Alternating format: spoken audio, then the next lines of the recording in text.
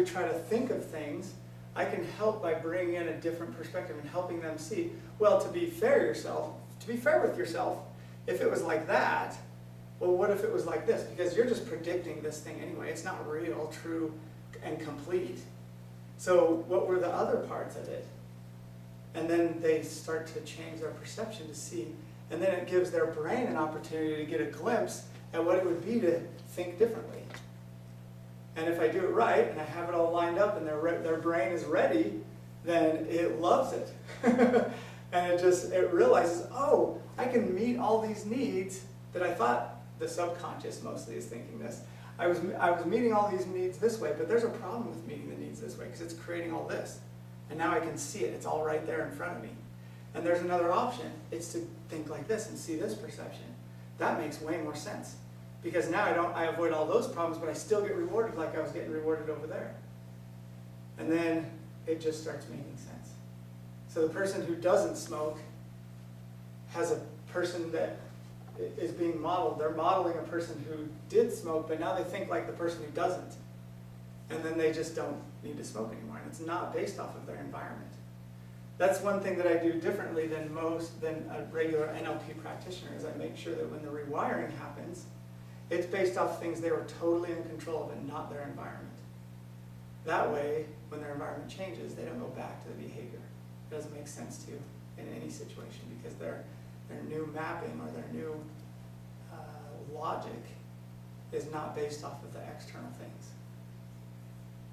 It's pretty cool. It's a lot of fun.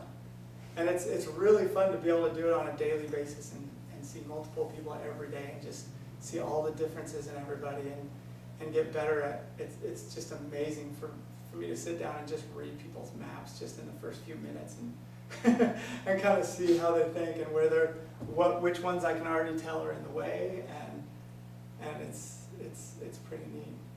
But yeah, I mean, I could go on about all the different patients I met with, all the different things. I have a patient that had what was labeled as and diagnosed with schizophrenia, and she had gone through some really incredible stuff in her life, and her mom too. And they came in and were here for quite a while doing both meeting with me and Dr. Oliver. They were from out of state, and she was in a pretty non-functional place. I mean, I don't know how much detail I want to give, but she was not a functional person, really, not doing much at all. Her mom had custody of her and was always having to, and they even had to force her to take showers. They had to do all this stuff, and she was constantly distracted. She couldn't focus. She had short-term memory loss, all these things. And I was able to, and I'm now Skyping with her. I Skyped with her today, and this was only, how long ago did they leave? 2 weeks ago? If that. Yeah, so less than 2 weeks ago. She has a job. She's taking advanced yoga classes. She started painting. She went rock climbing the other day.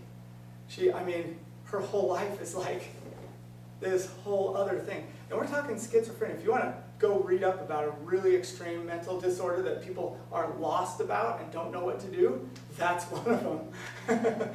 and I was lucky enough to meet with her mom too, so I could coach her. And I could help her see that the thing that created her schizophrenia, or I don't even like to call that, her hearing voices, was her perceptions mostly about her mom. Because as parents, we're not ruining our children. Okay, thank you. We're not ruining our children. It's not real. We're not doing it to them. It's their perceptions of us that do it. There's nothing in our brain that's real, except neurons and water. The only thing, it's all just perceptions of reality. And we're choosing different perceptions based off of what our last perception was. It all started when the first cell of the brain started in the womb.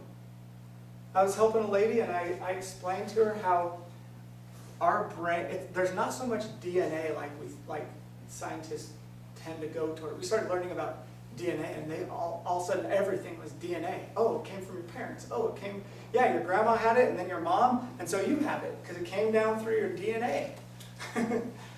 Well, now, I believe I lean more towards the concept that our cells have perceptions.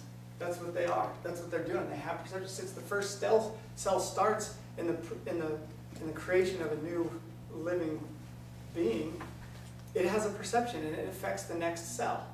And those two perceptions affects the next 4 cells and so on and so forth. They're always affecting each other. And I was teaching this to a lady that had had a pretty extremely traumatizing and violent childhood, where she saw murders. Her stepdad murdered her mom. I mean, it was pretty extensive as a little child. And then she was starved for most of her childhood life. And I was explaining this to her, and she was like, oh. She goes, because when we were doing some muscle testing, he was asking me about what happened when I was 5 months in the womb. Because there was a difference in the neurology, a change at that time, that timeline. And then she just, when I was talking to her, she's like, oh, that's when my dad divorced my mom. So the experience that the mom goes through, the baby, even inside, is having perceptions that affect the neurological processes and development and how they're connected. It's really interesting because neurology is the closest piece of our physiology that affects what we take with us when we go out of this life. It's the sacred ground, I believe, of our physiology. Everything else can do all kinds of things, but that's the part we're going to take with us when we go, in my belief. And so how we wire that and how we let the maps be created is really valuable. And if we don't take over and we don't create our maps, we're not aware of and make our maps work the way we want them to, then the world is going to do it for us. They're going to create our maps, which is what is happening most of the time. So having that awareness and learning some things and some skills that help you to be in charge of what's coming in is incredibly powerful. And I think that it all relates to our agency. Being able to move the world and its mapping out of our way so that we can just freely make choices the way we want. So that we can have the outcomes we want. And the world just gets in our way. And as soon as we get that out of our head, we are limitless. It's just super empowering. Isn't that cool? I don't know, about 4 years ago, we went to a presentation where we were talking about how your brain can make new neural pathways, and their focus was on overcoming addictions. And I was just like, that's so awesome, because for, like you said, for so long, they like, oh, once your brain's developed, you're just stuck. Yeah. But to know that we can make those new neural pathways and those new habits, and that we can, we're not stuck somewhere. Yeah. So number one, do things that are healthy. That all the things they talk about that are healthy, they talk about all these reasoning and cells and fat and all these things. Well, guess what? They all relate to the neurogenesis, the aware brain, all of those things. All eating healthy, exercising, sleeping, all the things they've always talked about forever. There's a better reason than ever to start doing them more and to start making that part of your life and not do what the mainstream is doing, not do what the majority is doing, because the majority is getting really miserable. They're going to a place none of us want to be. So having this awareness in your life of what your brain is doing, and take time for yourself. Do breathing exercises. If you don't know anything about breathing exercises, go learn about them, because they are huge. There's a guy at Harvard right now that came up with this concept of the power of breathing exercises and focus and concentration, and he brought it up in 1975. But it wasn't until the technology came out that could prove what he was saying was right did they start to listen to him.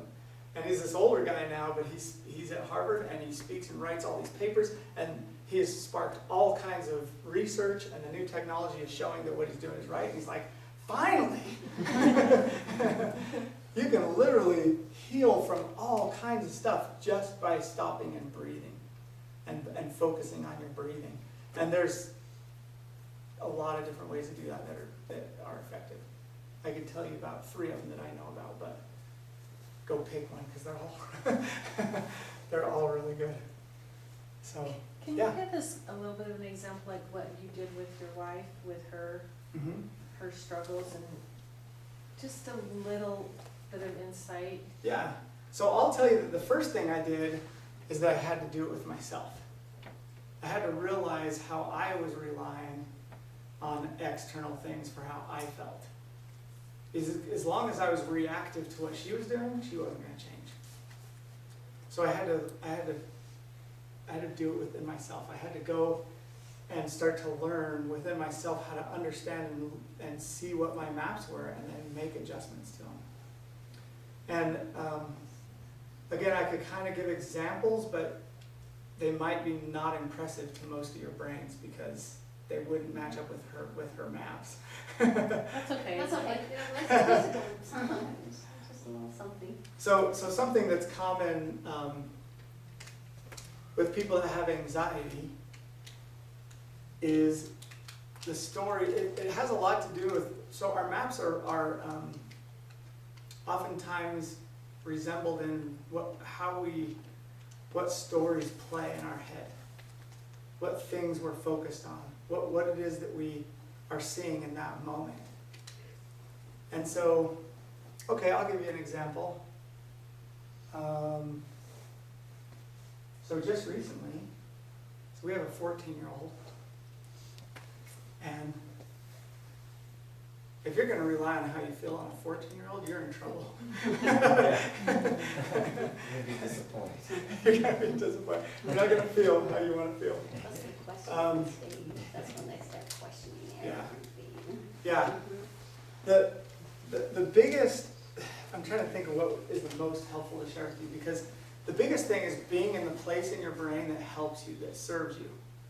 And removing the fears or the threat around anything that's going on. See, when I tell you that, I know it just doesn't work because it doesn't have the mapping to it.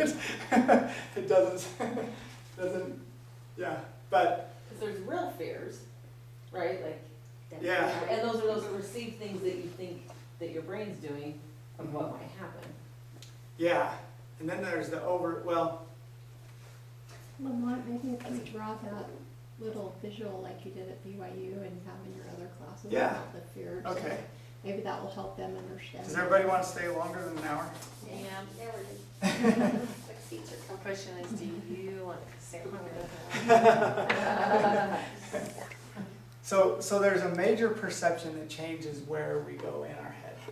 And it's that perception of, and everything that's a perception is a potential.